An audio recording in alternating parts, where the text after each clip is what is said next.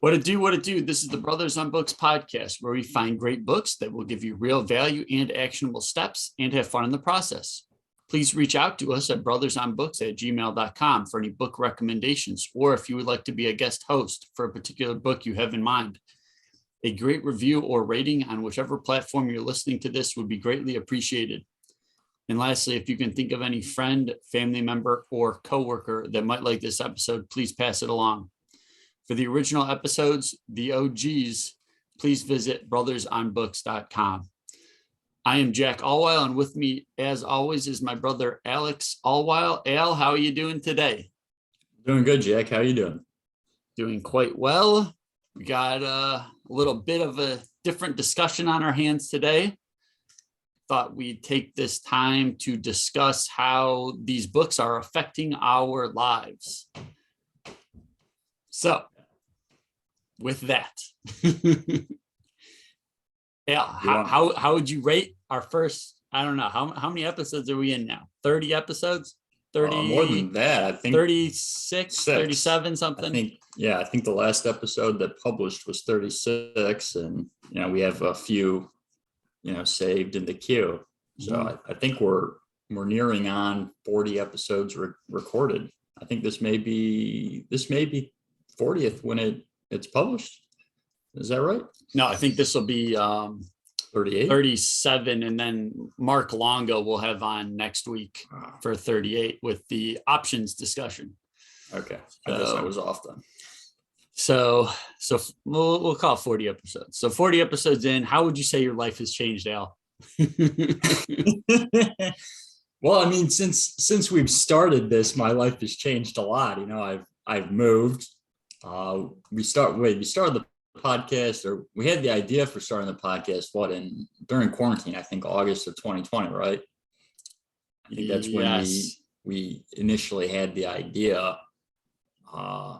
I've moved to Alabama, I finished grad school, so in those regards my life's changed a lot. But I guess the way from a standpoint of how the books have changed my life, if I had to pick one topic or one series that has probably had the largest impact, it would be the whole life policy books that we did. That has probably had the biggest impact on my life. That was, let's look, that was episode 15. 15, mapping out the millionaire mystery. Yep. And we had Chris Nalgola. And then you recently did the What Would the Rockefellers Do book. And when I did Money Master the Game, Tony Robbins briefly touched on the whole life policies as well. So tell the people, how are you going to use your whole life policy? Or how do you intend to use it? Yeah, to start with, I opened up in I think it was December of last year. So December of 2021, I opened up a small policy. I put $4,000 in immediately, and I put in $400 every month. And the way I use that is I use that for my monthly expenses. So every month I take a loan out against the policy. I loan myself the money, and then with my income, I pay the loan back. So all of my income is constantly getting the compounded interest. And probably what, sort of now going into a leverage standpoint, what I'm currently working on is my house in Nashville. For the listeners, I owned my house in Nashville, and I'm now renting it out. And I decided I'm currently working on the refinance, and we were briefly talking about that before we came on air. And I'm going to pull cash out, and I'm going to put all that money into another whole life policy. And the interest, the funny thing is that the interest rate I'll be getting on, from the whole life policy on the money I pull out will be higher than the interest rate I'm paying the bank. So that's immediately just gaining more money, and I'll have access to that cash, which I have a triplex back in Bay City under contract. But it's getting a little stressful because I'm waiting for the cash from the refi to come through so I can proceed with actually finishing up buying the house. So that's caused some stress in my life the last probably week or two. Okay. So I'd say that's been the biggest. That what I say has been the biggest global impactor from the books. Some of the other minor ones, weightlifting as a waste. I still use. I know you still use your X3. I still use my X3 daily that Dr. John Jaquish was nice enough to give us. And the cold exposure. Still periodically do the cold showers. Say you hit on from a daily basis, I'd say the cold exposure from the Wim Hof method discussion. That was, episode 16. I do cold exposure almost every day, and that's got me feeling pretty good. And then in combination with the X3, which is basically the resistance bands that attach to the weightlifting bar. So the tension is changing through the range of motion. So that's been great. And I felt a huge difference in my legs. Actually, I kind of stopped lifting on my legs for a while, and now I feel much stronger in my legs, and I've been able to play more like pickleball or just like sprinting. I hadn't done in a really long time, and I feel like I now can kind of sprint again almost. I would say I don't know if you feel the same way. I feel like I look a lot more defined than I used to. Not that I'm like super cut, but I feel like I look more defined from using the X3 than from when I was just lifting. Yeah, I definitely feel the same way. Right. And it takes way less time. The workout, I can do the workout in, 20 to 30 minutes pretty easily. Mm-hmm. Yeah, the X3, it's like super quick. So, I mean, that's like been my favorite product of this past year for sure. Absolutely. And then I also opened up a whole life. We're working on getting Elena a whole life policy. My whole life experience has been a little, I think, less. I dumped in, I think it was like 15 grand, and then immediately pulled everything out to use on our kitchen. And the plan was to either refi, to put the money to pay the policy back, because when you take the interest, or when you take a loan against the policy, you are paying interest on it. So it's not like a free loan. And it is, I think 4.5% we had it at, or 5, I don't remember. 5, probably 5. But but the thing is, our kitchen has not been completed. We could not refinance because we're going through the immigration process with Elena, and she needs a valid American ID. So she's got to get a driver's license, and we looked to get her a driver's license, and it's booked like a month out to get into a DMV, and she has to drive like an hour and a half. So we are paying interest right now. So I guess that's kind of like the risks may be involved with taking any type of loan, is that you can't pay it back right away or as planned, because we haven't been able to refi, and we can't even do and a HELOC is the same, which is what we're trying to do to get a line of credit on the house. So that was, but we're looking to get Elena underwritten so she can start a policy and do more of like a monthly deposit, kind of like what you're doing. Now, I guess the thing to mention is, like, I've been working on my refinance for over 2 months now, and I think I look to do a HELOC. I look to do a HELOC in March of either 20 or 2021.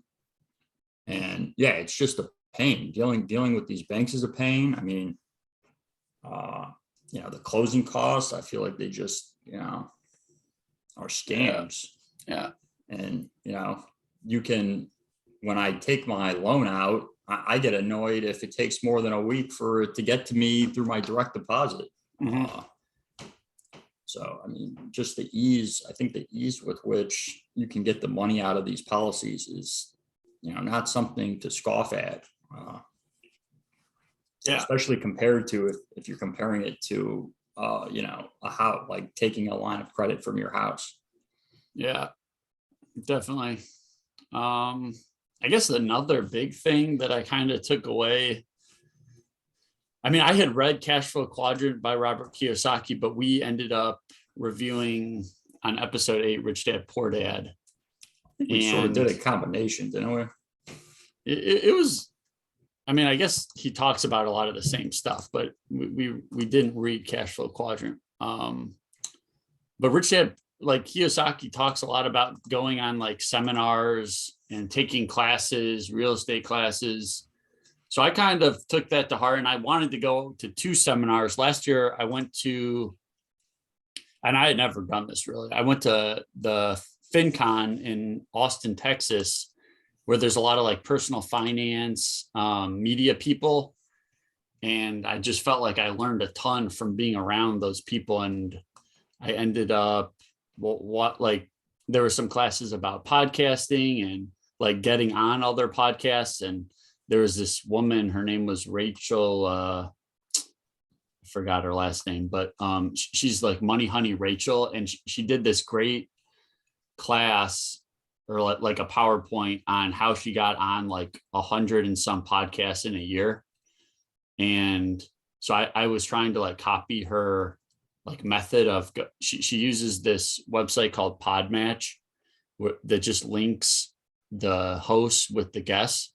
So I started messaging people like crazy on that. And I've been on like, I think a dozen podcasts now, but I still message it. I that was one of my goals, was to like at least message like 200 different podcasts. And I did do that.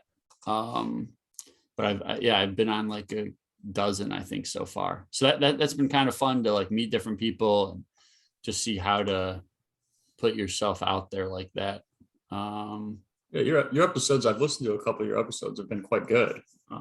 That's Yeah. something I think I should probably also be doing. But Yeah, I guess when you write chemistry as your thing on the episode, you probably don't get as many matches. People probably aren't as interested in talking about that. So I should probably change that. But I guess, I mean, I've been talking mostly about house hacking. So some of my books I discuss, if they ask. But you could definitely talk about house hacking if you wanted. Yeah, absolutely. And people seem pretty interested in that. So we had this other pretty influential book, I think, early on that talked about sports betting. It's true. Make better bets. We'll put a link in the show notes. Yeah. With my new Amazon affiliate link. Yeah. If you can't do self-promotion, who's going to promote you? But I guess with the 2022 World Cup coming up, do we have any predictions for what are we going to do? Because I don't think I can lay the bets anymore because Alabama is no sports betting. Yeah, we're gonna have to post up in a state where that it's allowed, I think. The first game's on your birthday, actually, November 21st. I don't know if this you is really. it. I did not see that. Yep. Okay, that's interesting. Yep. Maybe I'll just save. Maybe I should just save up all of my vacation time till then and just take off the entire month of most of November and December. Yeah. And just watch. It would be like we're in a high school, middle school again. You could just watch every World Cup game. That's right. That is right. They're going to be pretty early in the morning, that first game each day. But yeah, it would be fun. Trying to think. I guess another thing that sticks out in my mind, I'm just looking through the list of the books. The Book of Five Rings, like the one line I always remember from that book is like, never become too fond of any one weapon. And kind of just trying to stay open to new ideas. And like, I was kind of, I don't know, getting frustrated with not being able to find so many deals. And like, I don't really think, I haven't been putting much money into stocks. I have been trading a little options, but, and I guess this goes back to the Kiyosaki thing too, about like seminars and taking classes. Like I signed Ellen and me up for this land flipping class just because the more I heard about it and the more I looked into it, it sounds like a cool idea. And I think I'm going to learn a lot from this class. So just being flexible and I guess never become too fond of any one weapon. So just because something worked in the past doesn't mean it will work going forward. And the opposite is also true. Just because something didn't work doesn't mean it won't work in the future. Yeah. But I will say, for not to have anything against Musashi, but that was probably one of, I did not particularly enjoy that book. I think I had listened to that book probably years ago on audio tape, and I couldn't get through it. And then when I read it, I thought it was I thought it was better. But I think I hear more people cite that book than really any other book, except maybe just based on sort of some bias of like what I'm listening to, like Rich Dad. Mm-hmm. But so many people talk about it, and a lot of them say the exact same thing that you just said: never be fond of one weapon, and life is about balance, which I think are good takeaways. What are you listening to that's citing that? Because I never hear that book talked about. I never heard about it until Richard brought it up to me, actually. Yeah, it's Rogan. I think it's just, I probably just hear Rogan constantly citing it because, he's into combat sports. So I think maybe I'm just constantly hearing him cited, but like every time I'm like, really? Again? But yeah. Because it's weird because it falls under a business book. If you search it, like the first time I was exposed to it, I was exposed to it because it was listed as a book to read about business. I'm like, well, this is interesting. And I think it was mainly in reference to like almost hostile takeovers, like how you need to position yourself if you want to take over companies, and how sort of like to politically align yourself. Sounds like The Prince also, but we haven't read The Prince on here. Yeah. Maybe that will be a future solo mission. Yeah. I guess like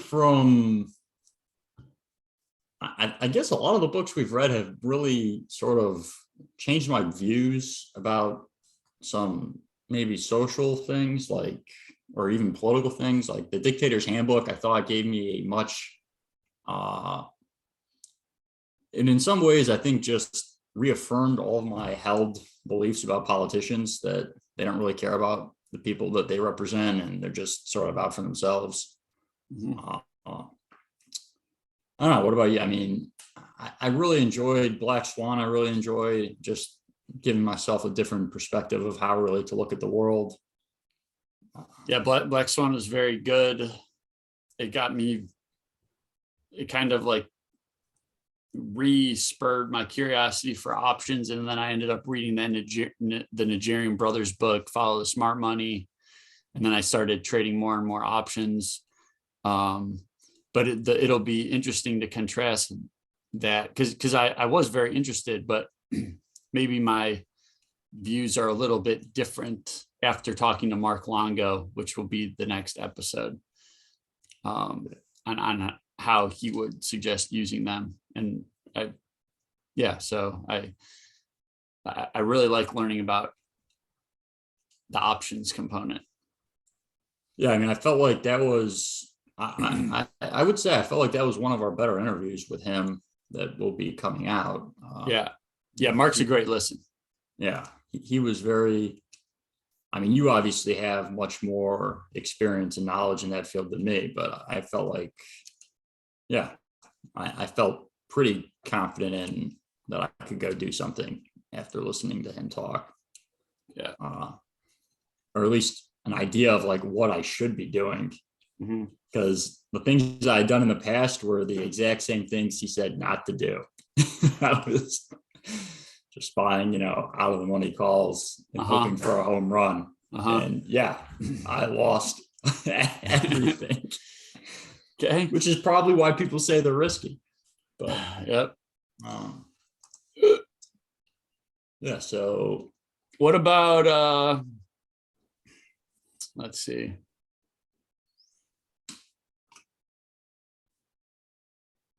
have you been, I'm just looking through our list of books. What about the book of Numbers? Have you been asking more women out? Have you been hitting that 1,000? Yeah, that's I am going out tonight with some friends, so maybe I'll try. Wow, it sounded like someone just screamed in my apartment complex. Okay. Yeah, the single life has been single, but so goes life. Mhm. I feel like I'm just taking his end advice of just making myself as good as possible. Okay.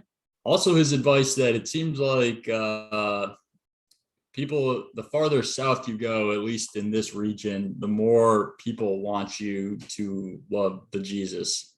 I see. Which has become somewhat frustrating, I have to say. Interesting. But it is what it is. What about what was another thing I wanted to talk about? How about well, I guess the shop class is Soulcraft. I remember we were discussing like projects we were going to be doing, but I have not started my tiling quite yet. Unfortunately, other stuff has gotten in the way. Yeah, I have not. I think I talked about wanting to build a library, like one of those take a book, leave a books. I've yet to do that. Okay. But I'm still in an apartment, so Yeah, it's not so it's really hard. Yeah. fitting. What about you have any like just personal goals for the upcoming year? Well, I'm trying to get us to be a little more diversified, and that's why I thought we would do this land flipping class. So hopefully we're able to buy and sell some land in the next coming year, and want to get Eleanor her green card, and I think I'd like to use the HELOC money or the refi money to get another rental, and just hopefully just have like free up, just feel a little more free, a little less constricted, and a little more robust. And I don't know, what about you? It's weird that you said the freedom, because I feel like I'm making I'm making on like 4 times almost the amount of money I've ever made in my life right now, from going from school to now being an actual employee. And I feel the most constricted and that I've ever really felt, like the most tied to something. And like I think we talk about it a little bit in early retirement extreme, like lifestyle inflation. I've definitely had some of that. I haven't been very diligent about some of my expenses, which is not very good. But a lot of this stuff just has been costing more that I've been trying to do. Like what I mean, inflation's a problem for I think most people right now. What like areas of your life have you found to be going up the most? I mean, I'm eating out way more. I think I'm eating more expensive meals than I used to eat. That's really it. Plus, I mean, I've just had a lot of like house stuff has eaten up a lot of money. Like my old house stuff, it's taking up a lot of my money. Are you eating healthier when you're eating out? Yeah, I would say so for the most part. I mean, it's okay. I mean, for personal goals, yeah, I would like to get another. My goal, I think, for the end of the year was to get to 10 units. If I could get this triplex, that would be 6. So then I would have to, get another 4. I think that's still a doable goal. Absolutely. Still what I would like to do for the end of the year. I would like to go to nationals for pickleball, which is in December. Okay. I have to qualify for that. Where's that at? California. Okay.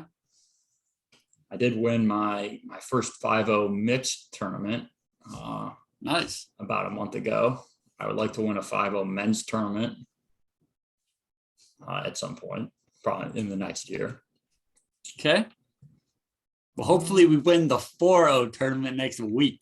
Right. Yeah. And I was about to say, I'm getting on a plane next Thursday to fly and see you, and we'll be playing together in a Right. very, very big draw. I think it was close to a 25 team draw. Good. I've been working on my dinks. My dinks are getting good. That's good. I'm having my pickleball shirt on right now. Good.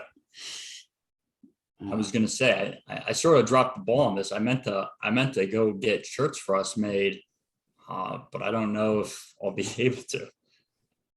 I may go find a shirt printer today, put in a design, and have them see what they can do. That would be kind of fun to play in. Yeah.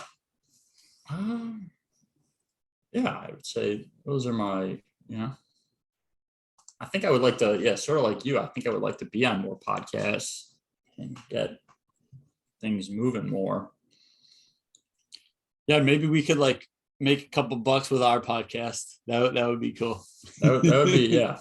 Or at least provide the listeners some like coupons or some sort of discounts. Right. Maybe we can get our guests to give us some discounts. So that would be cool. Yeah. So should we close it out? Unless you have any other, pressing personal goals you want to talk about. Trying to think.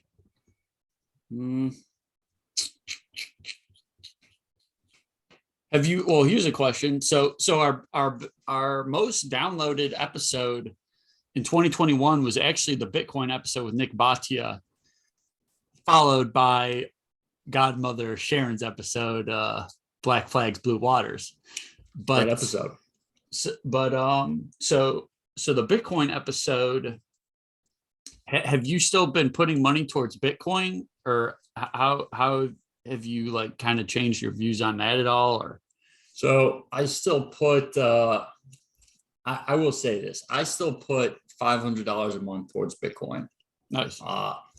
But I very much, maybe it's because I listen to Shift too much, but I very much agree with what there is clearly value in the Bitcoin network, like being able to transfer money, anywhere in the world 24/7. There's clearly value in that. But at the end of the day, I still would prefer to have some type of, physical asset or commodity that I can hold.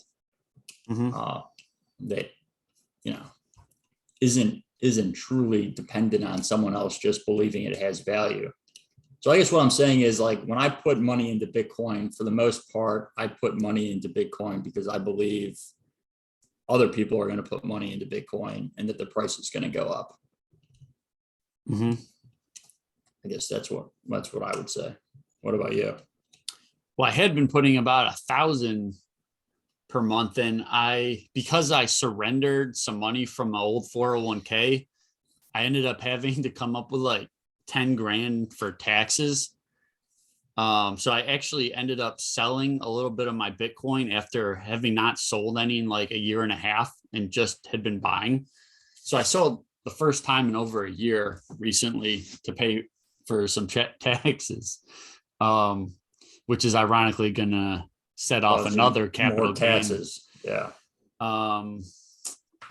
Thank you. Yeah, kitchen and refi, I guess, also for that.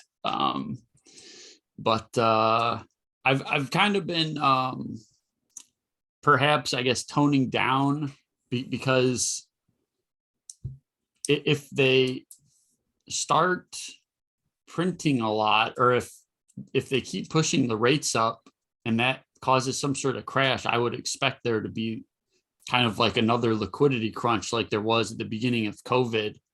So I would expect Bitcoin to drop initially, and then I might buy more then. I've kind of stalled my buying right now. Sure.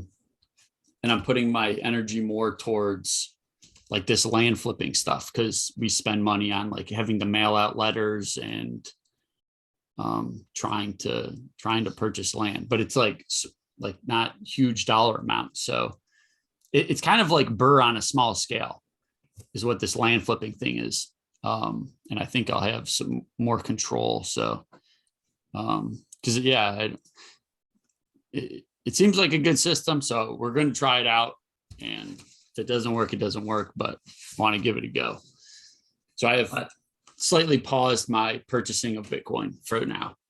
Okay, so I guess I got two quick questions for you. So like, Yeah. one, do you own any other cryptocurrencies? I own like super small fractions because there was a time where man, I can't even think of any of their names, but they would say like, do this survey and we'll give you, one free this or one free that, or like, 100 of this. So I do have some other ones. I have no idea what they are, but I'm the only thing I actively buy is Bitcoin. Okay, do you think there is a use in any of the other cryptos? I mean, I've heard some of the applications for Ethereum seem pretty good. I haven't really done a whole lot of research on it myself. And it seems like there is a controller for Ethereum. Like there's a board, I guess. Yeah.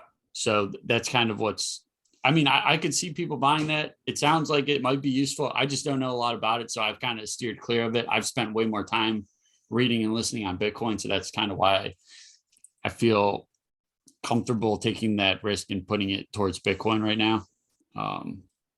So I only own Bitcoin, but I've heard this guy, I think his name was Hearth, whoever started Hex, which I don't really understand, but he said my understanding is he copied Ethereum, but like made it better. I mean, the guy is incredibly full of himself, but he's incredibly entertaining to listen to and debate. But I feel like the point of Bitcoin is that it was totally decentralized, right? Yeah. At least that's right. And it seems like almost all these other cryptos it's not decentralized. So it's like what? It's kind of like Animal House, where like the pigs start taking over and then say like, don't. Right. It's just like same thing, different controller. It's like, how is this any different? Instead of, the government having access to the money, like you benevolent overlord have access to the money. It's like, who would, but people are doing it. I'm like, I just don't get it. Like, maybe I don't understand. But I'll put the link to this debate in the show notes, but it was pretty hilarious when Peter Schiff debated this guy that created Hex. This Hearth dude is just calling Schiff an idiot and a noob, saying he doesn't know anything. And then Schiff, true to form, is just saying that he's a con artist and he's just scamming everyone. It was quite, I actually listened to it as I was driving to see you last time I saw you. It was quite entertaining. And then my other question was, maybe you just want to explain a little bit what you're trying to do, the land flipping. So like, how's that going to work? Sure. So there was a podcast. I guess this is a knock-on effect of looking into these podcasts, because when I was looking at podcasts to be on, you get introduced to these other podcasts that you've never heard of. So one of them was the Real Freedom podcast. And so I was on this podcast, and then I started listening to some of his other podcasts, and Mark Podolsky was a guest on one of them. And he goes by the Land Geek. I'd never heard of this concept, but basically he looks to find out-of-state investors that are on the, like, have taxes owed, preferably. Now it seems like other, like we haven't really been looking that hard to see if they owe taxes necessarily, but basically he's sending letters to these owners. And these are a lot of properties like out west, like where there's just like vacant land, like we're talking like desert, but an owner, like a buyer might want to buy it to like go RVing or go camping on, for a short period of time or whatever. And so basically, if he thinks he'd be able to sell a plot of land for 10 grand, he would, and say there's acre parcels, all retail, like 10 grand. but he would send all of the owners offers for $2,500. So a quarter of that retail price. And basically he's saying that he gets a response rate between like 3 and 5%. So he'll offer an owner $2,500. He'll then go on one of these land sites and sell it for 10 grand, but seller finance it. So the next buyer is paying him at least what he put into the deal. So it's kind of like burring. So it's like he's getting his $2,500 back when the next buyer puts down their down payment, and then he finances the rest, the 7,500 remaining balance. And so he's got income streams, and now he can take his same $2,500 and then go buy another plot of land. And so that's kind of the idea. And so we've now sent out, I think we just sent out like we're on like 60 letters. I mean, they send out like hundreds, thousands of letters. But there's, and like one question, like I'm sure a lot of people have, like, why is he even like explaining this to people? Like if he's found like a good formula, why would he share it with anyone? Which I still kind of question, but it sounded like such a cool idea. And I was really interested. Why I decided to pay him to do the class, I think, was more about the structure and like the systems he has in place to like automate the stuff. Because he's got virtual assistants that I think he eventually trained to like create these lists that he mails to. And he's got like all the paperwork automated, all the mailings automated. So like Ellen and I never had to print out sheets and send them. They have you upload a CSV file, like an Excel spreadsheet, with like columns like, name, parcel number, address. And it basically, the system they use populates a PDF. And then there's another system they use that will print it out for you and put it in the envelope and mail it. So it's like all automated. So you don't have to touch anything. So I'm kind of more curious to what those systems look like. And that's kind of why I wanted to learn. And they go through like how to, I guess, do research on what parcels you should be offering on, and like how to go to the county website and like look parcel by parcel and get information about like the zoning and its current land use. So I just thought we would learn a lot. And I mean, I hope we're able to get our money back from the class, at least from the land flipping. But I think we will hopefully learn something. I was going to say, it sounds like by taking the class, you almost ensure that you at least try. Right. Yeah. I mean, we have quote unquote skin in the game now. So right. we are very, very committed. And so yes, there is a component to, if you pay for something, you're more inclined to probably participate and give your best effort. And on, the other note, in the words of, I think, one of Kiyosaki's many podcasts, no one ever went broke from a $50,000 duplex. So I think you're probably okay. Yeah. On that front. But yeah, it sort of sounds like you're almost looking for, I remember we briefly talked about looking at foreclosure houses, I think while. Similar, same idea, right? That's how you're looking for the properties right? Similar. Yeah. Now I don't like our instructor has been saying he mails to all out of state owners. Now I don't think that's not really like a perfect system, because like if you lived like on the corner, like a lot of these properties might be in like, I don't know, like the northeastern part of Arizona, which like, so you might be mailing to some people like in New Mexico, and that might be closer than someone in like Phoenix. Like his idea behind the out of state thing was that there's like a distance, like you it's kind of like out of sight, out of mind. And then the thought behind the delinquent taxes, if you don't pay for it, the things you don't pay for are things you don't really value. So It's kind of sending a message if you're not paying for it, and you're probably impaired in some fashion. You probably also don't, like, if you're not paying the taxes, you also probably just, if someone were to offer you something for it, you'd probably be like, all right, Yeah. let me just get rid of this. I mean, the thing is, the taxes on some of these parcels are so cheap. It's like crazy that someone like wouldn't. So that really says like, yeah, I like don't care about this. Like, Well, they probably also think that no one else cares about it too. Like maybe. the taxes on my plot of land in Michigan, I think are like $100 for the year. I think that's right. Wait, you have a plot of land?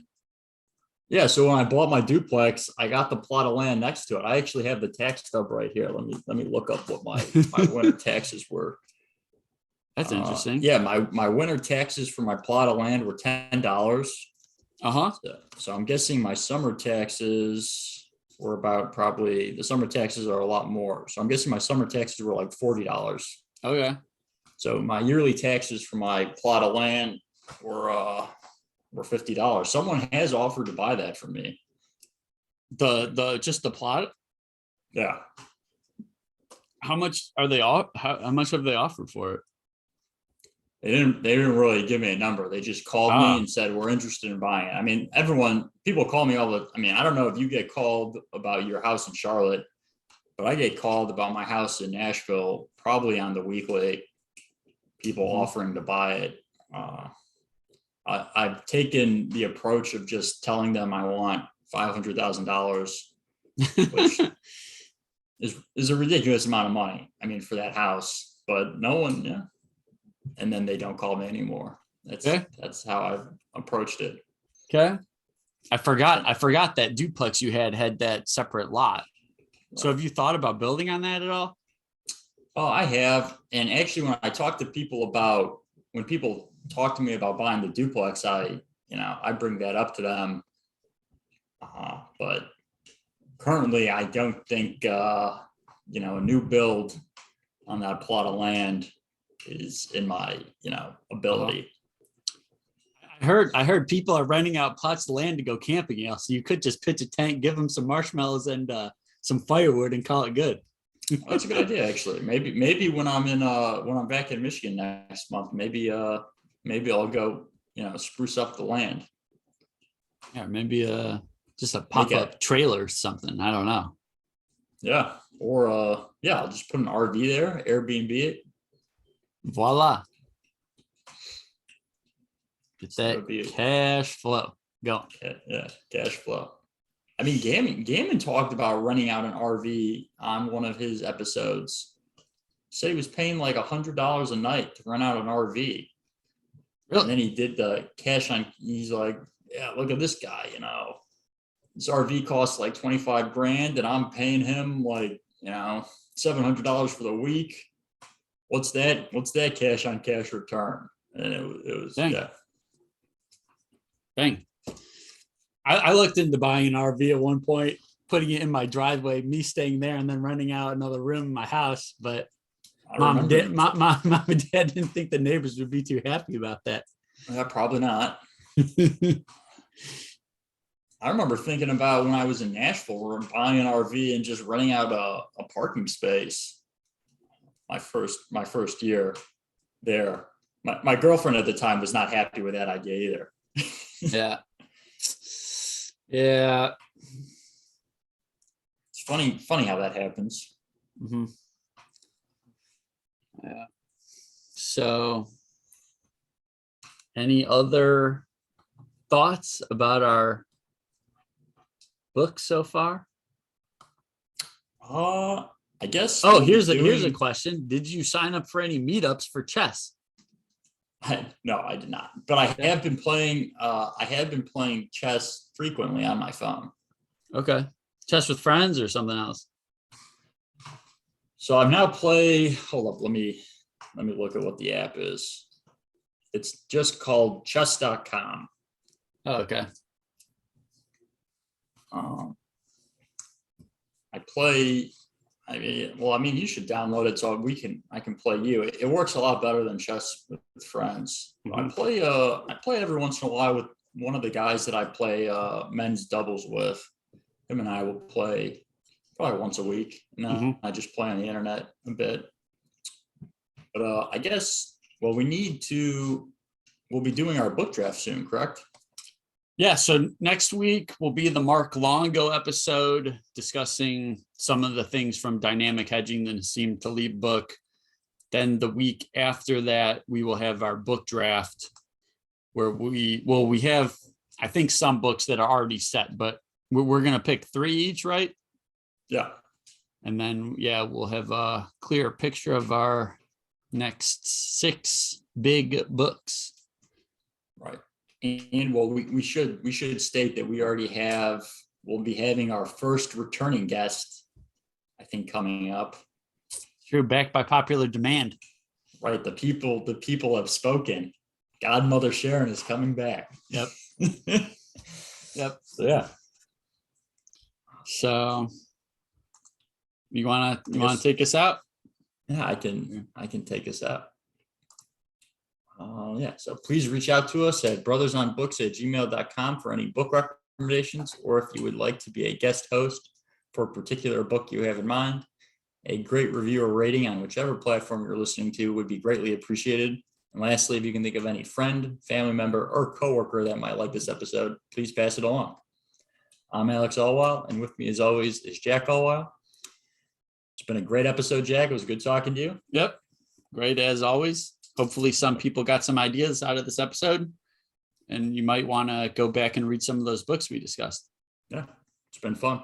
Yep. Take care.